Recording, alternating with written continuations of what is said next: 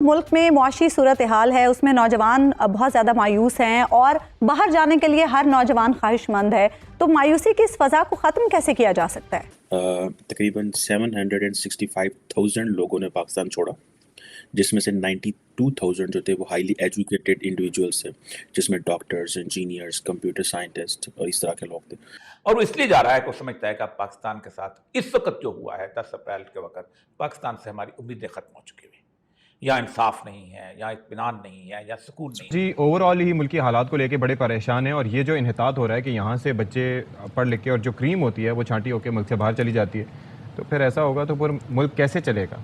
ये आगाज है और आप सोच लीजिएगा कि एक दिन फिर यही होगा कि फिर या शहबाज शरीफ साहब होंगे या उनका मकसूद चपरासी होगा, या फिर चीफ ऑफ आर्मी स्टाफ होगा और उसके 4-5 बैटमैन होंगे। उसके अलावा फिर इस मुल्क में कोई नहीं है। यहाँ बिजनेस फ्रेंडली एनवायरनमेंट नहीं है, यहाँ एंटरप्रेन्योरशिप को प्रमोट नहीं किया जा रहा, यहाँ नाइंसाफी है। तो लेकिन जावेद साहब, अगर सभी नौजवान असल जो हमारे पढ़े लिखे लोग हैं वो सभी बाहर चले जाएंगे तो फिर हमारे मुल्क का क्या बनेगा? किसी को तो मोटिवेशन होनी चाहिए ना, किसी को तो सही सोचना चाहिए पॉजिटिवली। जो हमारे मुल्क में रहे, आप इंडिया की मिसाल ले लें, लंदन में भी जो वजीर आजम बने हैं वो इंडिया के हैं और उन्होंने इंडिया को कहा है कि आप पढ़ाई के लिए यहाँ पे आए, आपको ऑनरेबल वीजा मिलेगा, उसके बाद फिर आप वापस जाएं। निकालता है साल के। इंडिया के जो मिनिस्टर हैं वो एम्बेसडर गाड़ी में चलते हैं। इंडिया के जो रिजर्व्स हैं वो 600 अरब डॉलर से ज्यादा है। आपके पास अगले 6 महीने जिंदा रहने का एक क्वेश्चन मार्क लगा हुआ है। एक वक्त था जब इंडिया भी इसी बुरी सूरत हाल से गुजर रहा था, आज इंडिया कहां खड़ा है? ऐसा ही है। जो गरीब आदमी है ना, वो जब रह जाएगा ना, जो नंग धड़ंग होगा, उसको फिर ये नहीं परवाह होगी, वो कहेगा मैं नंग धड़ंग हूं तो फिर मैं उसको भी नंग धड़ंग करूंगा जो हमें नंग धड़ंग कर। पाकिस्तान में आर्थिक स्थिति और राजनीतिक स्थिति के कारण विदेशों में रोजगार की तलाश में 7,60,000 से अधिक शिक्षित युवाओं के साथ पाकिस्तान के ब्रेन ड्रेन की स्थिति बढ़ गई है। एक्सप्रेस ट्रिब्यून के पास उपलब्ध दस्तावेजों के अनुसार 2022 में 7,65,000 लोगों ने पाकिस्तान छोड़ा, 2021 में 2,25,000 ने पाकिस्तान छोड़ा और 2020 में 2,88,000 लोगों ने पाकिस्तान को छोड़ दिया था। आंकड़ों में 92,000 उच्च शिक्षित लोग भी शामिल हैं, जैसे डॉक्टर, इंजीनियर, IT स्पेशलिस्ट और अकाउंटेंट, जो देश छोड़कर जा रहे हैं। Bureau of immigration and overseas employment के अनुसार प्रवासियों का एक बड़ा हिस्सा मध्य पूर्वी देशों, मुख्य रूप से सऊदी अरब और UAE में गया। यूरोपीय देशों में पाकिस्तान की पसंदीदा जगह रोमानिया बनी हुई है। बिगड़ती आर्थिक स्थिति के प्रभाव के साथ साथ राजनीतिक अनिश्चितता ने पाकिस्तान में वर्कफोर्स को प्रभावित करना शुरू कर दिया है। महंगाई, बेरोजगारी और अनिश्चित आर्थिक और राजनीतिक स्थिति से परेशान उच्च शिक्षित सहित सैकड़ों और हजारों युवा हर साल रोजगार की तलाश में विदेश जा रहे हैं। इमरान खान ने मांग की है कि सरकार समय से पहले चुनाव की घोषणा करे और प्रधानमंत्री शहबाज शरीफ ने चुनाव के लिए उनकी इस याचिका को खारिज कर दिया था। आप देखें, बहुत सारे लोग होते हैं कि जो हक बात कहते हैं तो इस बात से नहीं डरते कि वो जेल चले जाएंगे, इस बात से नहीं डरते कि वो अपना उनके ऊपर तशद्दुद हो जाएगा, लेकिन इस बात से जरूर डरते हैं कि उनके बेटों के सामने, उनकी बेटियों के सामने, उनकी बीवी के सामने थप्पड़ मारते हुए, ठुड्डे मारते आप उनको लेके जाएं। वो इस बात से डरते हैं कि 50 लोगों के सामने उनको कपड़े उतार कर उनको नंगा किया जाए, उनको मारा जाए, फिर उनकी फिल्में बनाई जाए और फिर उनका तस्करा किया। यानी जिस मुल्क के अंदर राना सनाउल्लाह जैसा शख्स जो है वज़ीर दाखिला हो और वो कहे कि इन लोगों को शौक है जो इस किस्म की बातें करते हैं कि मैं नंगा किया जाए, यानी मैंने इस हद तक बुरा वज़ीर आला ना अपनी जिंदगी में देखा है ना दुनिया के बाकी ममालिक के अंदर देखा है जिस तरह का तमस्खुर हो रहा है।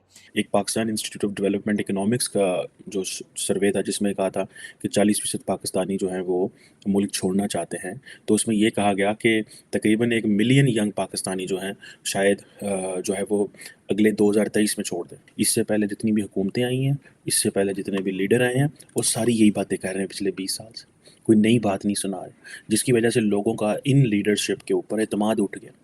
भले वो सिविल लीडरशिप हो या मिलिट्री लीडरशिप हो, सब एक ही कहानी सुनाते हैं, एक ही स्टोरी सुनाते हैं, लेकिन लॉन्ग टर्म मुस्तकबिल जो है वो अपने बच्चों को नहीं देते। तो ये जो मुल्क है, ये लीडरशिप जो है, ये सिर्फ लगता है अलीट ने निचोड़ के सिर्फ अपने लिए रख लिया, लोगों के लिए तो कुछ रहा ही नहीं है। और जितनी भी गवर्नमेंट्स आ रही हैं कॉन्टीन्यूसली, ठीक है जी, वो पाकिस्तान को चैरिटी पे चला रही हैं, इधर से चैरिटी ले आओ चलाओ, और चैरिटी अवाम के नाम पे लेते हैं, and at the end of the day all that money ends up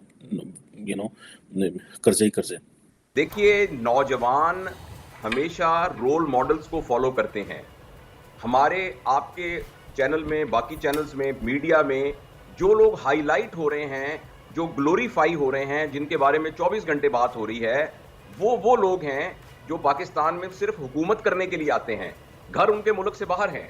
True. इसी तरीके से हमारे जो बड़े जर्नैल हैं वो भी यहाँ अपनी मुद्दत मुलाजमत पूरी करने के बाद बाहर चले जाते हैं। हमारे ब्यूरोक्रेट्स का भी बाहर बहुत ज्यादा ठिकाना है।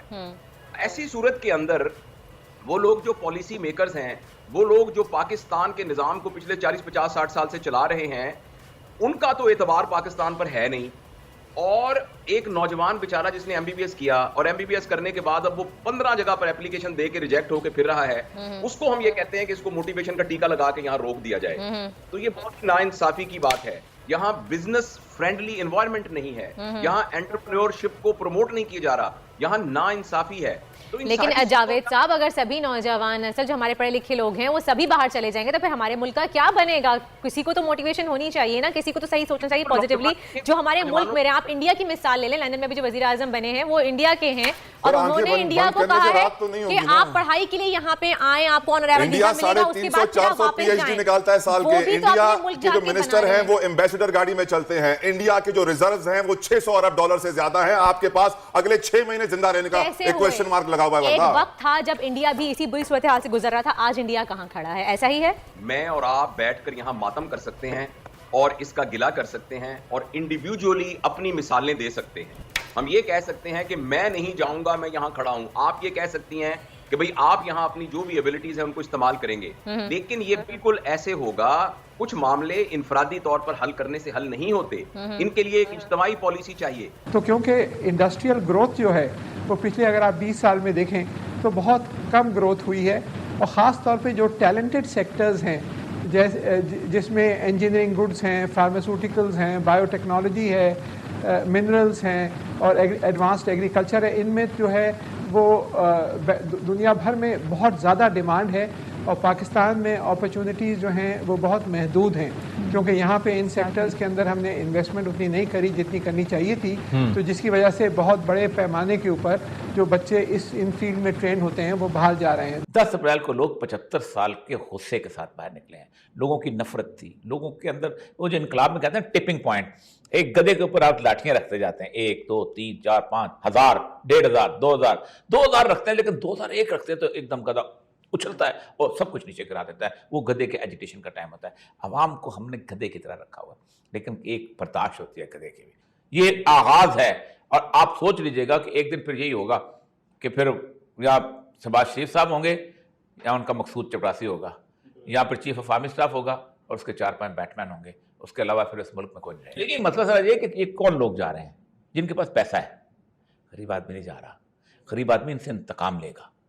ये वो है जिसके पास 50-60 लाख रुपया है, वो वीज़ा ले सकता है, वो जाके सेटल हो सकता है, वो कहीं ज़िंदगी गुजार सकता है, वो चला गया।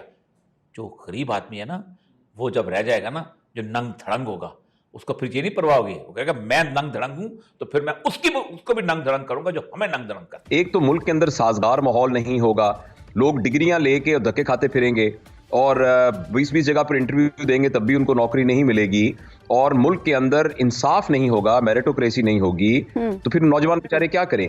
और दूसरी जो अहम बात है कि नौजवानों के पास रोल मॉडल क्या है। जो बज़ाहिर बड़े हैं वो खुद मुल्क से बाहर रहते हैं, मुल्क के जितने सियासतदान हैं वो मुल्क से बाहर रहते हैं, मुल्क के जो बड़े बड़े इदारों के अफसर हैं जब वो रिटायर होते हैं तो मुल्क से बाहर चले जाते हैं, आर्मी के जर्नैल भी मुल्क से बाहर चले जाते हैं। तो जब सब लोग मुल्क से बाहर चले जाते हैं तो एक नौजवान बेचारा जिसने एमबीबीएस किया या इंजीनियरिंग की डिग्री की या कंप्यूटर साइंसेज में कुछ मास्टर्स किया, उस बेचारे पर हम क्यों कहते हैं कि भाई तुम्हें हम मोटिवेट करते हैं, मोटिवेशनल स्पीकरों को बुला बुला के तुम्हें मोटिवेशन के टीके लगाते हैं और तुम पाकिस्तान में रहो। तो पाकिस्तान के अंदर वो हालात भी तो क्रिएट करने पड़ेंगे ना।